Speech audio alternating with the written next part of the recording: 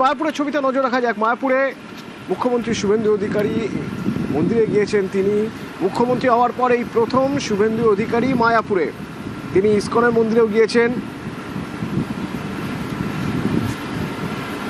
এর আগে যখন তিনি প্রথম মায়াপুরে যান ইসকনের মন্দিরে প্রথম, তখন তাকে শঙ্খধ্বনি উলুধ্বনিতে বরণ করা হয়। পরে ফুলমালা অভ্যর্থনার পর গোশালা দর্শন এবং বন্দনা। রঞ্জিত আছে আমার সঙ্গে। রঞ্জিত, এখন শুভেন্দু অধিকারী কোথায়, কি করছেন তিনি?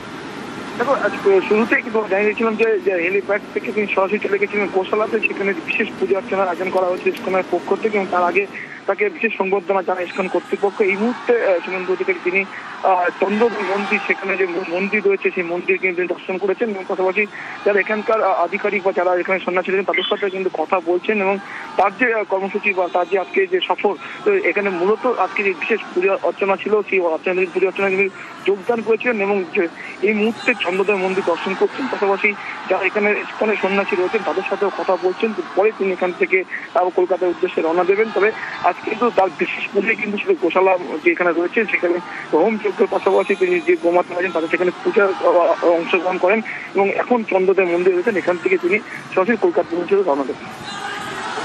ধন্যবাদ।